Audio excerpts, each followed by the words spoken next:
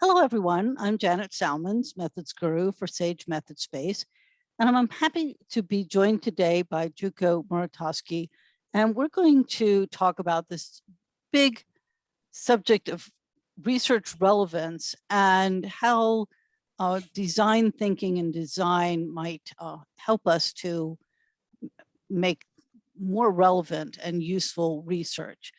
But before we get started with our conversation, if you are new to Method Space, this is a blog community sponsored by Sage Publishing, and we're interested in all things to do with designing, planning, conducting, analyzing research, and writing about it, sharing results in all different kinds of ways. And as you can see at the hub of this diagram, we have teaching and learning, because we think that whether you are a brand new student researcher or a very experienced researcher, we all have something to learn, and we can learn from each other. And so I hope that's what we'll be able to do here today. So why don't you start by introducing yourself and telling us a little bit about the book. Hi, Janet. Thank you so much for having me as a mentor in residence this month on Method Space. I really appreciate that, and I'm very excited to be here. I am the author of Research for Designers. This is what you have here on the slide. It's the second edition. The first edition was published in about 2016, but I've been working on it since 2010. So it's quite a long project for me. What can I say about myself? I'm a designer. I am a consultant, innovation consultant. I'm currently working with many organizations, including with Stanford University and their Institute for Innovation in Developing Economies. At the moment, I'm based in Australia. I recently came here from the US. I tend to move around. Well, your book caught my eye when I was looking for kind of focus for thinking about these big questions about research, and the big questions that I think are, we're facing kind of as a field broadly of scholars and academics and people who are interested in doing research and using research and believe the value of research. And I thought, the design piece is really important, especially when we're at a time where we need to be, maybe going a little bit outside of our own comfort zones and outside of our own discipline, and that the kind of thinking that goes along with design would be helpful in doing that. So, one of the things that we started talking about that, it's the focus for Method Space in February, is about stretching beyond your own discipline. And here, thinking about, not only in the ways that you conduct your own research and the ways that you frame it, but the literature and the reading and the people you talk with going into it, and perhaps the ways that you think about sharing what you've learned. So I pulled these definitions from some of my work, and I wanted to just chat with you about it and what your thoughts are about kind of going beyond your a single discipline to look at problems. Yeah, absolutely. Design, I personally find design perfect for this type of cross-disciplinary approach. And that is because design has always been the type of discipline that can sit on the intersection of other disciplines. There's no such thing as a design for design's sake. Even in the early stages when design was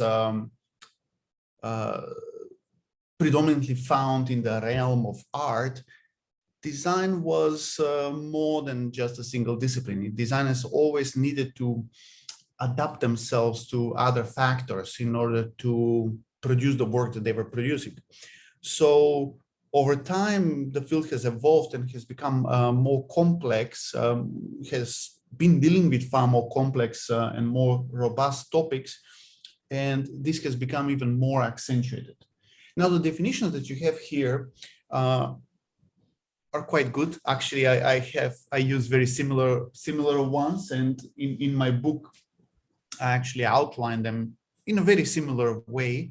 So let me give you my take on this. Okay. So first of all, I look at cross-disciplinary practice as a more of an umbrella term, something that brings multidisciplinary, interdisciplinary, and transdisciplinary together.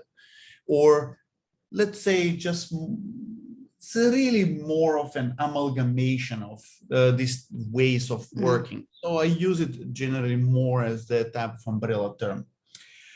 Then I look at, then I will take multidisciplinarity. Multidisciplinarity, this is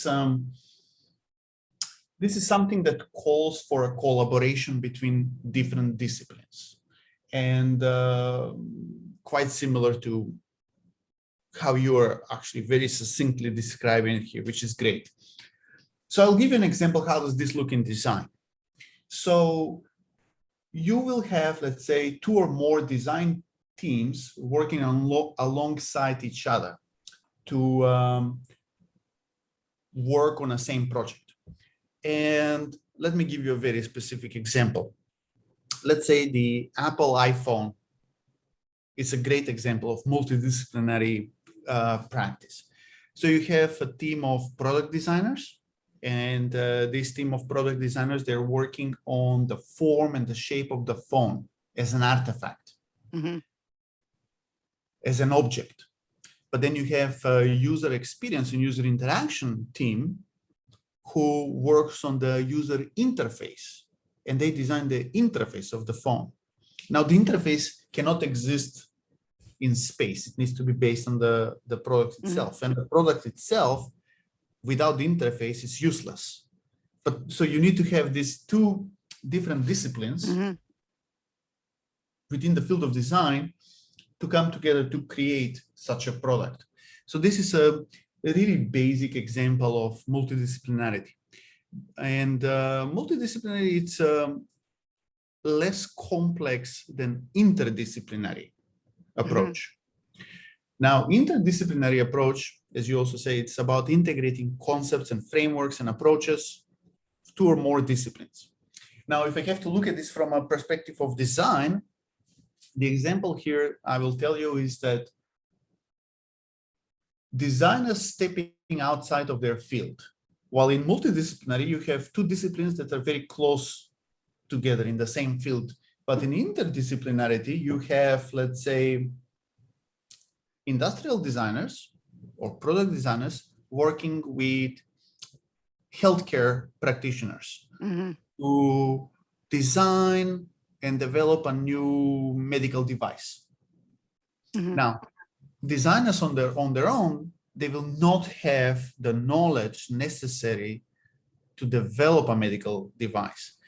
The healthcare practitioners will have the medical knowledge, but will not have the capability to design this type of device. Right. So you need this coordinated effort coming together to bring these disciplines together to produce this product. So each discipline brings something to the table to make this happen.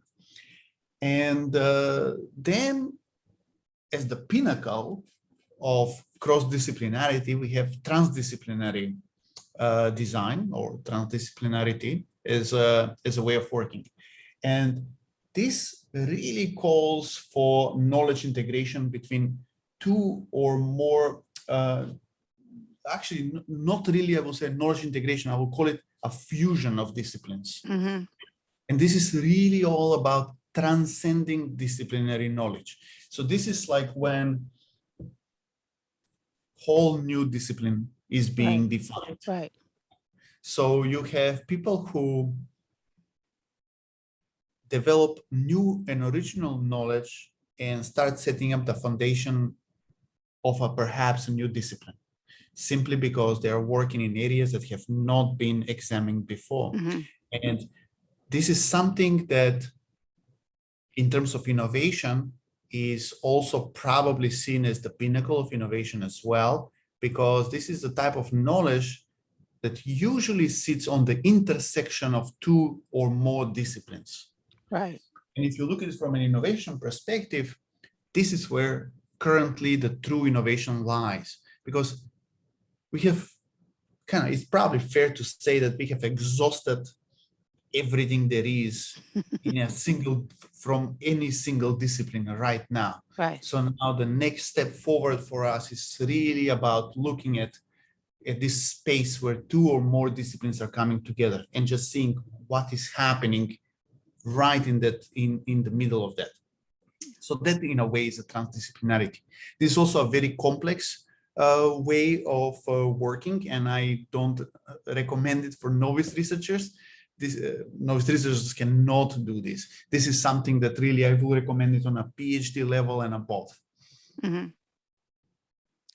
Right. So, I mean, I like the description of that level as a fusion, because here's where, like, say, if we think in terms of, more in an academic organization where you have, in a multidisciplinary, it might be, well, you've got people from different departments or from different fields of study coming together to work on something. Transdisciplinary is where it's a new field, and it becomes, it starts to have its own knowledge base and its own ways of thinking, its own theoretical frameworks it's not just pieces from different places. So, as you're thinking about for the readers and viewers on Method Space this month, to be thinking about, well, are there places where, say, you're, starting from the point of perhaps studying in business or education or sociology, but you realize that you need other, ways of looking at the complexities of the problems we have today. I mean, one of the things that's been interesting to me was that, say, on the methodological side, that methodologies like, say, ethnography, that in the past was used by anthropologists and people who were studying kind of native and ethnic cultures, not by, say, business people, but now business researchers realize, well, I need to understand the culture. I need to understand what's going on around. It's not just a matter of making a product. It's about understanding, that larger context. So I think, it's really, to me, it is an exciting way to move forward, because I just find it interesting to bring together kind of ways of viewing the world, ways of looking at problems, and research. So, I mean, in your book, where you begin to discuss these things in the context of research, what do you recommend to researchers? Yeah, I mean, everything that you said, absolutely. I'm very much on the same line with that. And yeah, designers have also been very big proponents on using ethnographic research lately, especially because of that same thing, because to be really successful at what you do as a designer nowadays, if you want to be human-centric focus, you really need to understand how society works. So very early on, I have to say, especially as I embarked on my research career, I was a design practitioner who then became a researcher. I realized that I need to become a social scientist, and this is essentially what most design researchers are nowadays, the good ones. We still have, all kinds of design researchers, but to be a really good design researcher, you really need to be a social scientist. Hence, the whole book is based on the golden standard of research in social sciences. There is a deviation if you are, let's say, a design engineer, because then they work in a completely different way. Then they focus on materials research, physics, and all of that, which I personally don't do. I've never been that inclined to go into that area. I've always been more interested in understanding these social interactions and cultures. But you see, all of this is taking you to another challenge of the field. Mhm. I find personally designers being, maybe I'm biased in this, but I find designers to be really good at facilitating transdisciplinary collaboration, Mhm. simply because our field is such that draws knowledge from other fields. So Mhm. we're very comfortable connecting the dots, which is Mhm. essentially Mhm. where this comes. But then you have these challenges of cross-disciplinary collaboration, and I actually been reflecting on that in my book, both in the first and in the second edition, because different disciplines have different ways of doing research, and the longer their tradition is Mhm. of the research in a Mhm. certain field, the more entrenched they are. Right. Design, they don't have necessarily design researchers, contemporary design researchers, they don't have that problem, but some do.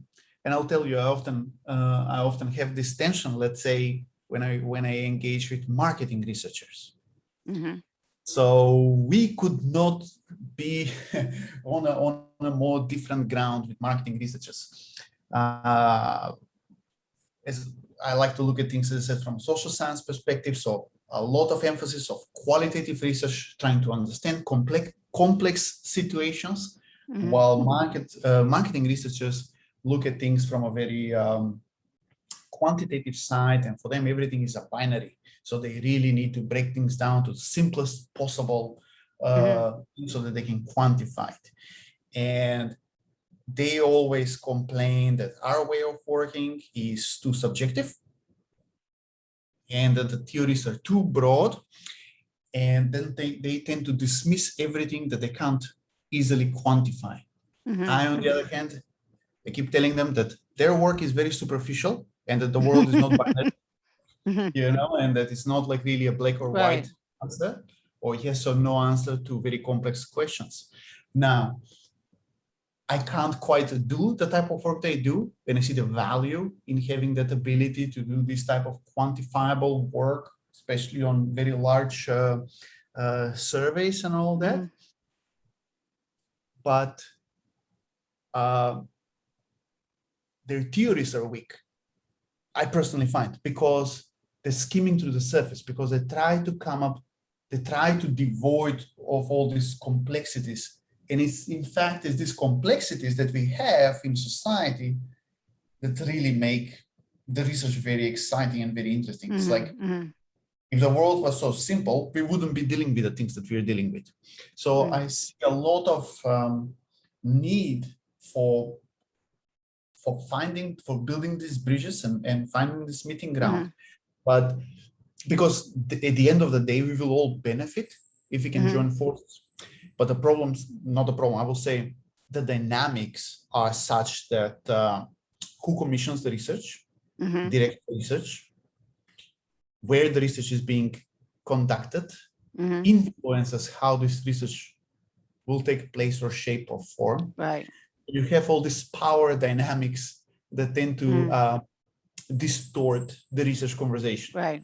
Right. So yeah, it's still a challenge, will continue to be a Right. challenge. Yeah, I mean, it's a lot more kind of communication and negotiation needed, and to sometimes kind of put our own judgments to the side to accept another's way of thinking and how what they value. I mean, it really it becomes an epistemological question. What is knowledge, and those can differ, and certainly as a researcher you may find that some disciplines you just think like, that just doesn't fit with what I'm trying to do. That's not going to help me to understand my problem. But maybe there are other fields of study that will be a more natural fit to complement what's been familiar to me. So I think that there is a very much an evaluative process which is why I think, starting by looking beyond your familiar disciplines, your familiar journals, when you are reviewing literature, when you're looking at the research that's been done, to get a better sense of where the fit might be, if we're looking at that sort of multidisciplinary, cross-disciplinary level, where we're just trying to, get another, viewpoint. I think it requires kind of a more sophisticated level of understanding and mutual respect to start working towards that Absolutely. that interdisciplinary and transdisciplinary level, where we say, yeah, now we're at that level of innovation where, we're not a marketing research and a design researcher. It's something else that melds elements of both of those with other new things, as well. Yeah, no, you're absolutely correct. And I think you also said one very important thing, and that is respecting each other disciplines.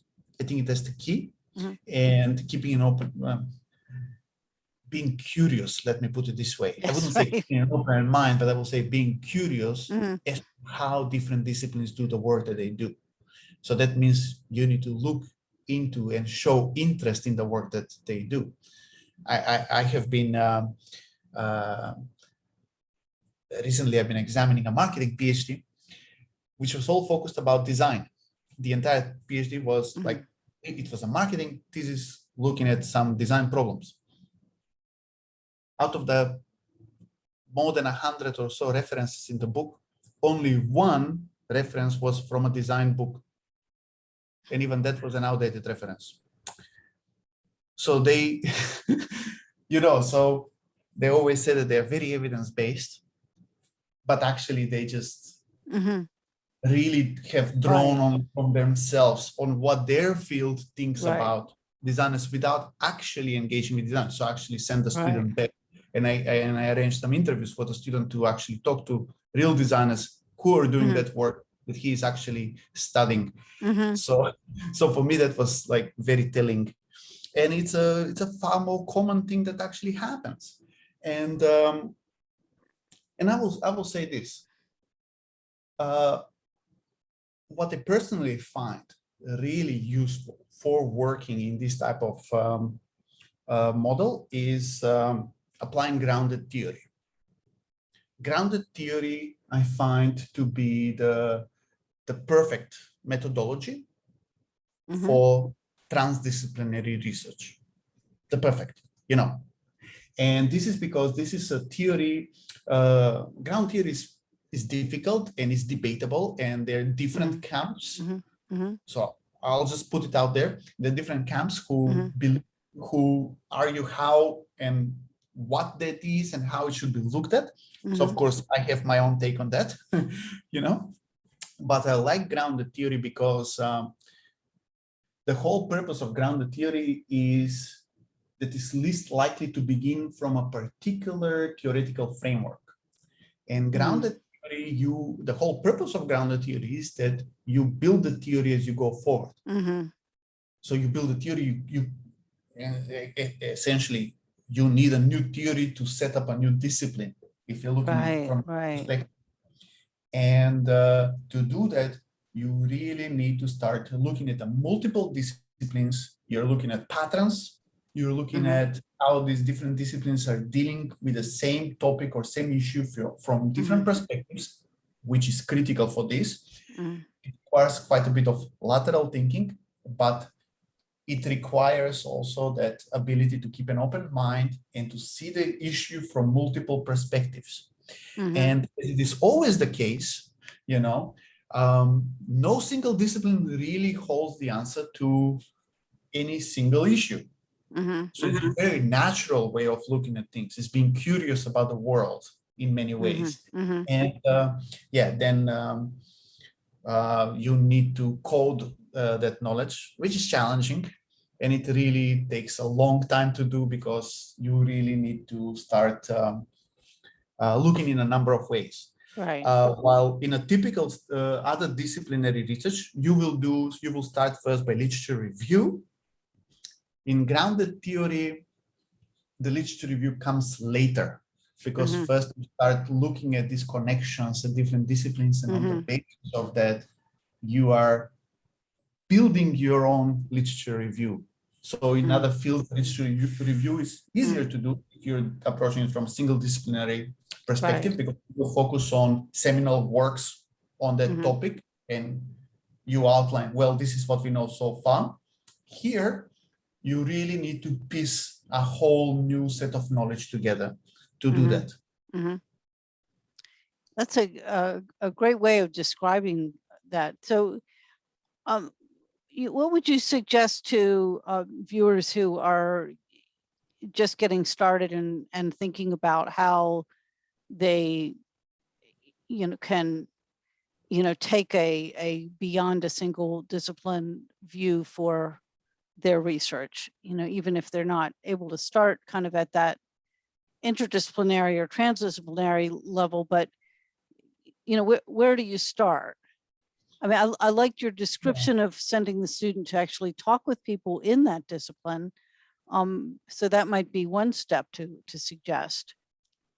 Yeah, I suggest taking it in small bites, chunks. You don't want to be overwhelming, because the problem is that, especially for novice researchers and so on, when you're faced with the amount of knowledge, when you discover how much you don't know, let me put it that way, it becomes overwhelming. It's a very interesting thing what happens, especially to the point when, let's say you come to a PhD. You have started from this broad base from a single discipline in a single disciplinary education, and then as you learn more and more about the discipline, it's like a pyramid, and that knowledge kind of comes to that pinnacle, that top of the pyramid. So by the time you finish your education, and especially when let's say you do a master's degree in your discipline, you feel that you're at the top of your field and that you really know most of the things that you need to know in your field. So you feel very confident. And when you start in a PhD, and when you approach a PhD in let's say, and you take on like a grounded theory, which that's what I've done. My PhD was following a grounded theory methodology. And then as you come, and then you start opening up, and you start seeing how other disciplines are looking at this topic that you feel that you are very confident of knowing, you realize that you are just staring at a canyon of new knowledge. So it all of a sudden becomes an inverted pyramid. So you see that your knowledge, actually, that you thought was everything, it's a small part of a much bigger universe. And can be very intimidating, just kind of looking at that, and you start questioning everything you knew. Is that everything that you really know? So it can be very overwhelming. So you need to take it little by little, in chunk bites, so that you don't overwhelm yourself, because it's so easy to get overwhelmed as a emerging researcher, because you're starting to learn how to deal with this amount of information that you have never dealt with before. For me, it helped because my master's thesis was also very broad, but it was covering the field of design. And it was essentially trying to see, I wanted to cover, when I was doing my master's thesis, which I wrote my first book based on my master's thesis, which was called Beyond Design. I wanted to know about all these type of things about design that they never taught me in school, which was, in school, we were always taught in a very pragmatic, practical way. This is how you do design. But we never really moved into research. We never really moved into why we do design. It was how to do design. Right.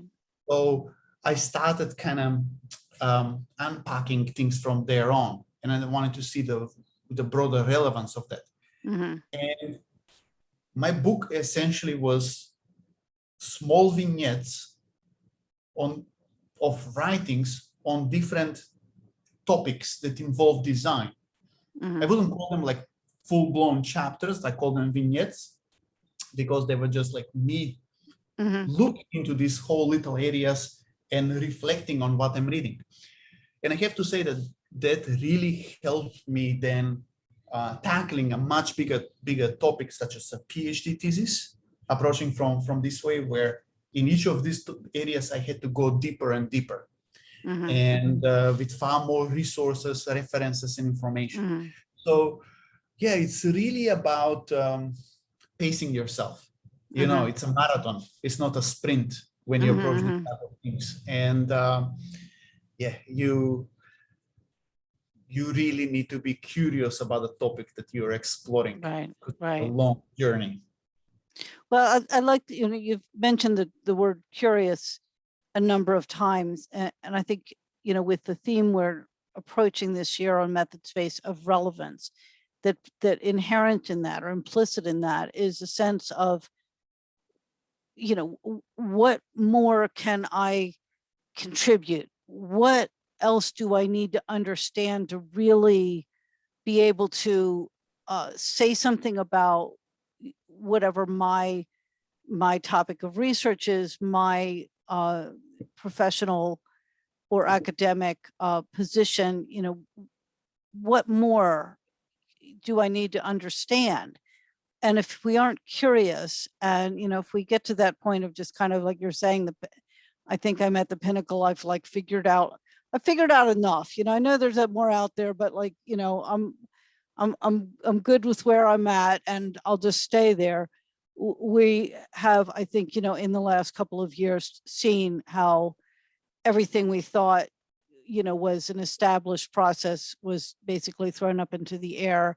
And, hopefully we don't have to go through something that significant to kind of shake us up a little bit in a positive way to really be open to some additional perspectives. So over the course of this next month, we'll be exploring some of these themes with guest posts and more resources. So, look forward to what you have to share with our readers to, help them think about where some of these, different forms of disciplinarity might be beneficial to their studies and their work. So anything else you would like to add?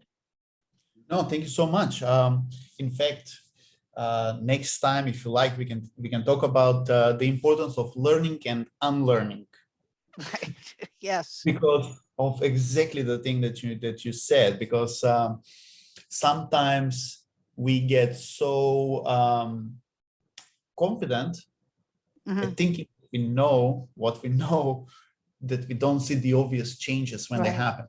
Right. And I will give you some examples about that next time, about this process of learning and unlearning, and why it is so important. So Janet, thank Well, you so much. I think this will be a valuable opportunity for us and for our readers to open up some new doors, and sometimes at a time of great change like we're going through can be an opening for new directions. So, let's take that positive view and hope that we can encourage our readers to, kind of make some good future steps. Absolutely. Thank you again for having me as your guest today. I really appreciate that, and I look forward to connecting more. Okay.